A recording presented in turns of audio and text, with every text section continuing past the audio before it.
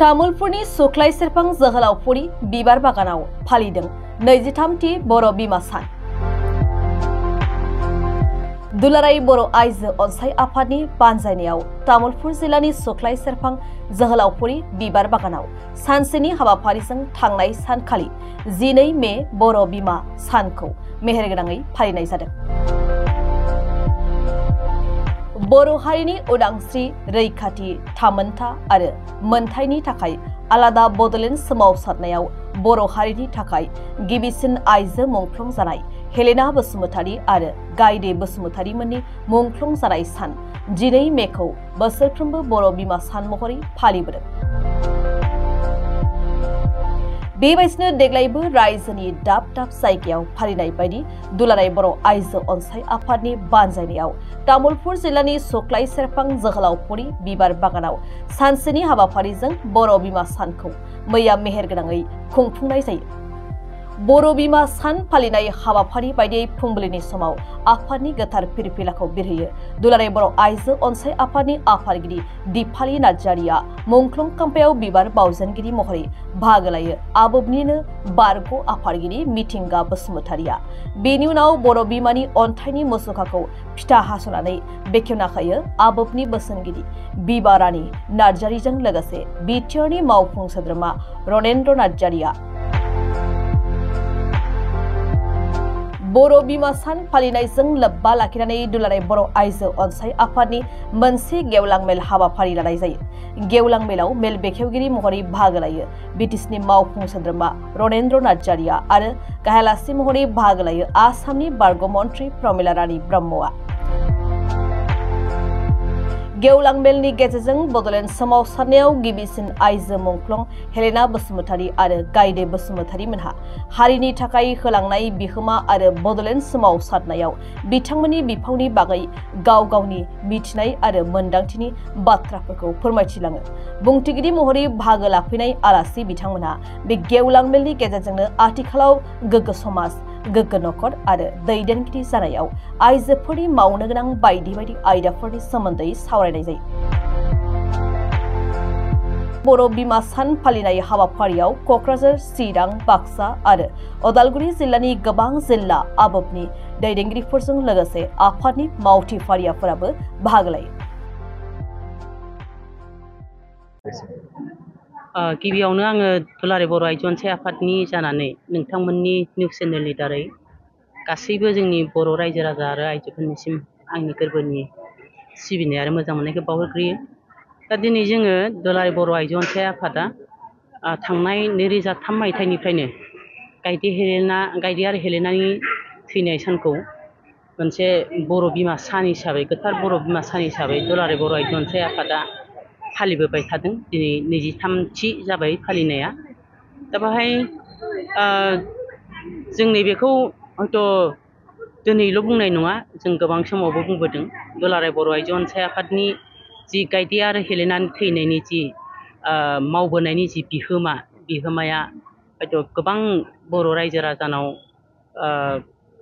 बयनिबो खोमायाव हाबदों आरो बयनिबो गोसोआव दङ जे गायदे आरो हेलेनाया मानि थाखाय मुंख्लं जादोंमोन। हयथ' दुलाराय बर' आइजो अनसाय आफादा बेखौ जों मानो मुंख्लं हिसाबै जों बेखौ सिक्रिटि होबोदों। बेखौ जोङो दुलाराय बर' आइजो अनसाय आफादा आगोलनिफ्रायनो बुंबोबाय थादों आरो गोबां जोंनि बर'नि मोनफ्रोमबो आफादानो बेखौ मोजाङै मिथिगौ। दुलाराय बर' आइजो अनसाय आफादा खुंबोबाय थानाय बर' बिमा सान बेजों लोब्बा लाखिनानै दिनैनि बे सुख्लाय बाजार गेजेराव जाय मुसुखा, बे गोथां मुसुखा, बेयो सोरबा थैनायनि थाखाय नङा। बे गोथां मुसुखा सासे बिमाया फिसा बानानै दैहु लानानै जि मुसुखाखौ बेखेवनो होनायनि थाखाय आं बिथांमोनखौ साबायखर बावनायजों लोगोसे दिनैनि बे मुसुखानि ओंथिखौ आं एसे बुंनो लुबैयो। जिहेतु बर' बिमाया न'खर सामलायनायजों लोगोसे जोंनि न'खरनि रांखान्थिनि बिथिङाव जेसेबां खामानि जायो बेखौ बिथांमोना मावजोबनो नाजायो आरो बेयाव मोनसे जिहेतु आइजोफोरनि मोनसे हाथाइबो दङ। बे हाथायाव जों नुनो मोनो जे आइजोफोरा बेवहाय फालांगि खालामनानै न'खर सामलायगासिनो दङ। बेनि अनगायैबो जेसेबां जोंनि आइजोफ्रा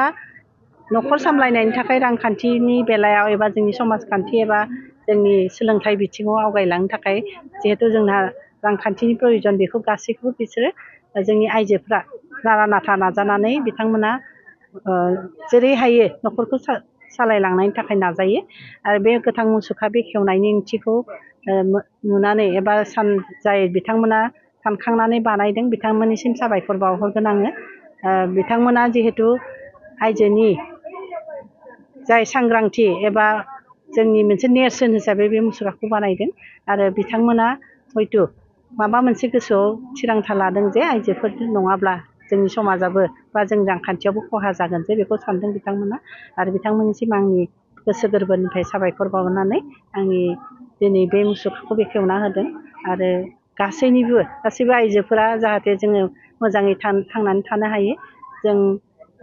न'खर हिसाबै जोंनि समाज हिसाबै आरो जोंनि देहायारि बिथिङाव जाहाथे जों मोजाङै मोनसे गोग्गो देहा लानानै जों थांनानै थानो हायो बेखौ आं इसोरनि खाथियाव आर'ज गाबो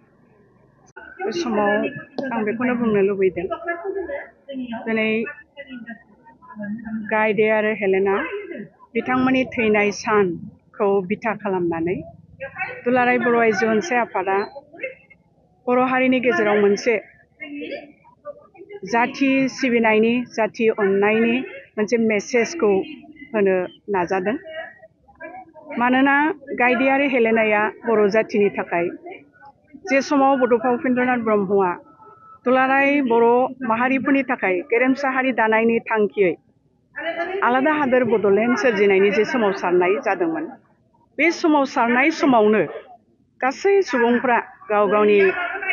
बिहोमाफोरखौ होनानै गालांदों सोरबाया जाहोनायजों सोरबाया आलासि सिबिनायजों सोरबाया गावनि हानायखौ मावनानै होनायजों आरो सोरबाया आफादफोरनि गेजेरजों मोनफा मोनफा अबदान होलांदों आरो थिग बेबायदिनो गायदे हेलेनायाबो बै समाव गामिनि सासे साधारन बिमाब्लाबो सासे बिमानि माबाखौ आब्रुथिखौ दोनथ'नानै गावनि गथ' नायनाय खांनाय बानायखौ दोनथ'नानै बर' जाथिनि थाखाय बै दाय गैयै फरायसा आफादनि जोंनि बर' बिदा फंबायफोरखौ पुलिसनि आखाइनिफ्राय होबथानानै लाखिनायनि थांखिजों जे बिथाङा ओंखारलांबाय गावनि साबा फिसाफोरखौ गालांनानै जानजि खाफ्रानानै बै बिदा फंबायफोरखौ पुलिसनि आखाइनिफ्राय बख'नानै लाखिनो थाखाय नाजानायनि गेजेरजों बिथाङा ओंखारलांदोंमोन बेनि जे मावनाय बे मावनायनि दिन्थिथियानो जोंनि मोनसे गिदिर मोनसे थुलुंगाखां आरो दिनै सासे साधारन बिमा गायदेया गावनि गथ'फोरखौ दोननानै जाथिनि थाखाय गावनि जिउखौ बावहैबाय दा बेखायनो आङो बेखौ बुंनो लुबैदों दिनै आइजो आफादनि जे थांखियारि उद्देश्य बे थांखियारि उद्देश्यआ जाथिया जे जाथि हिसाबै थांनानै थानो थाखाय मोनसे राइट्स दङ मोन्थाय दङ दिनै जोङो रोंनाय रोङै गेदेर उन्दै गासैबो जोंनि हानायखिनि अबदानखौ जों होबोबाय दिनैबो जोङो बै गायदे हेलेनानि मावनानै गालांनाय जे अबदान सेक्रिफाइस बेखौ नोजोर होनानै जों गासै बर' माहारिया खौसेथियै जयै थांनानै थानानै राजनैतिक भाबै जे जोंहा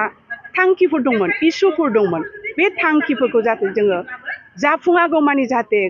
हमथानानै गाबथानानै जोङो जिउआव आवगायलांनो हायो गासै आफादफोरजों लोगोसे गासै बर' हारिया बेखौनो आङो बुंनो लुबैयो 1900 बै समनिफ्राय दुलाराय बर' आइजो अनसाय आफादआ जेरैबायदि स्ट्रंलि मोनसे खामानि मावनानै मोनसे ब्रेन महर लादों नाथाय दिनै फैयै फैयै माबा मोनसे लोरबां जानायखौ दा बै समाव जिहेतु नोंथांमोनाबो गोख्रोङैनो बाहागो लानानै जेरैबायदि बर' समाजखौ जौगानो थाखाय बेबायदि माखासे गाज्रि थासारिफोरखौ फोजोबनो थाखाय खामानि मावो नाथाय दिनै बेलायाव बेखौ नुनो मोनासै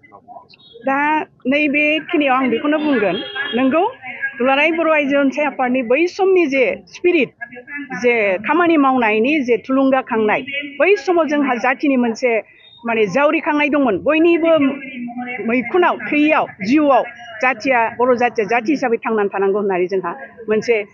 सोलायनाय रिनाइसेन्स मोनसे जावरिखांनाय दंमोन आरोखि दा बे थांखिजों आवगायबोदोंमोन थिग बेबायदिनो जों मावै मावै जोंनि गासै बर' आइजोजों लोगोसे गासै बर' बिमाफ्रा गासै बिदा फंबाय बर' रायजो राजायानो जिउयै मोहामै खामानि मावबोदों दा बिनि गेजेरजों फैनानै माखासे समाव राजनैतिक भाबै माखासे सलुसन जानानै फैबाय जेरै बिटिसि एकर्ड जाबाय बिटिसि एकर्डनि गेजेरजों मोनसे जिरायथ'नायनि मोनसे सममोन बे परिबेसा बेखौ जोङो नोजोर होनानै जायफोर पलिटिक्सआव थाबाय पलिटिकेल भाबै मावलांथोंसै जायफ्रा सामाजिक अर्गानाइजेसनफ्राव थाबाय ससियेल अर्गानाइजेसनफ्राव बिथांमोनहा बे गावनि लाइनजों मावलांथोंसै आइजो आफादाबो जोंनि लाइनजों मावलांनोसै होननानै जोङो बेवहाय नर्मेलसि पिरियडआव जों नर्मेल भाबै थादों आरो खिन्थु सम हानायखिनि समफ्राव जोङो बैबादि मुभमेन्टनि दोहौजों खामानि मावाखैब्लाबो ससियेल साइडआव जों खामानिखौ मावबोबाय थादों दा आं सानो दुरबल जायाखै आइजो आफानि माबाफ्रा दा दुरबल जायाखै जायफोर दैदेनगिरि मावथि बिथांमोननि जोंनि मावथि दैदेनगिरिफोर दासिमबो दुरबल जायाखै मानोना जोंना मोनसे परिबेस फैदों नैबे डेभेलपमेन्टनि माखासे पेकेजफोरखौ लानानै बिटिसिनि सायाव माखासे डेभेलपमेन्टखौ नोजोर होनानै माने माखासे जोंनि रायजो राजा गामिनि बिदा फंबायफ्रा माने गोसोबादि खामानि मावलांगासिनो दं बेनि गेजेरजों सामाजिक भाबै माखासे गोबां अर्गानाइजेसनफोर ओंखारबाय समाज सेवा खालामनो दिनै बर' समाज दं साहित्य सभा दं आरो जोंहाथ' मेइना बर' हारिनि सिनसे एबसु दङ साहित्य सभा दङ गोबां आफादफोर दङ आइजो आफादाबो थाबाय दा सिबिनो बयबो आवगायगासिनो दङ बेखायनो जायफ्रा जाय जे लामाजों मावदों गावबा गाव हाबाखौ मावलांथों होननानै आइजो आफादा दिनै रावनिबो सायाव रावखौबो माबा होआखै खिन्थु जोंनि माबायाव फैयोब्ला आइजो आफादनि माबायाव फैयोब्ला आफादाव माखासे प्रब्लेमफ्रा फैयोबा बेखौ आइजो आफादा स्ट्रं भाबै बेखौ आखाइ होयो आरो मावो बे नंगौ आइजो आफादा बै समनिफ्राय 4 एप्रिल प्रहिबिसन डे जौ होबथा सानखौ फालिदों दासिमबो फालियो नाथाय समाजाव जोंनि मानसिफ्रा मा होननांगौ बेखौ आप टु डेट जाबाय समाजनि बबे आफादा मा हाबाफारि लादों बेखौ फरवार्ड खालायला गाव लाइफ स्टाइलजों आगान सुरबाय दा साबसेया आइजो आफादनि मावनायखौ गनायो प्रिफारेन्स होयो बेखौ बे रायजो राजा बेक्तियासो मोनथिसिगोन जोंथ' दासिमबो मावगासिनो दं बहाबा बे राजखान्थिनि थाखायनो बेबायदि गुलाय गुजाय हाबफैबाय नामा जायनि थाखाय दिनै जातीय जितु संगठन होननानै जेरैबायदि माहारियारि आफाद मोननाय दुलाराय बर' आइजो अनसादाखौ बेनिफ्राय दोरोदनानै दिनै पलिटिकेला बेखौ थेर बेथेर खालामदों नामा निस्सय माबा मोनसे दं आन्दोआव दा बेखायनो दिनै मा खावलायगोन जिहेतु नुबाय दिनैबो लोब आइजोफोरा फैनांगौमोन दिनैनि सानाव नाथाय फैयासै अबस्से दिनै लोब आइजोआ फैनांगौमोन फैनो हायाखै आरो गोजान गारि मटरनिबो प्रब्लेम जिहेतु जोंहा थाखा फैसानि सेरखम सर्स गैया आइजो आफादा जाखिनि दं डिस्ट्रिक्ट लेभेलनिफ्राय जाखिनि सफैनांगौ बिथांमोनहा सफैजोब्बाय आरो बेनि गेजेरजोंनो गासै आइजो आफादल' नङा गासै बर' माहारि बर' आइजोफ्राबो नैबे गायदे हेलेना बिथांमोनहा गावनि मुल्यबान जिउखौ दान होनानै जाथिनि थाखाय खामानि मावलांबाय जाहाथे जोंनि फैबाय थानाय जेनेरेसन सेंग्रा सिख्ला इयुन जोलै हान्जा जोंनि बिमा बिदा फंबायफ्राबो जाहाथे बिथांमोननि मावलांनायखौ नोजोर होनानै दासिमबो जाथिनि थाखाय मावलांनो आवगायबो बेखौनो आं खावलायो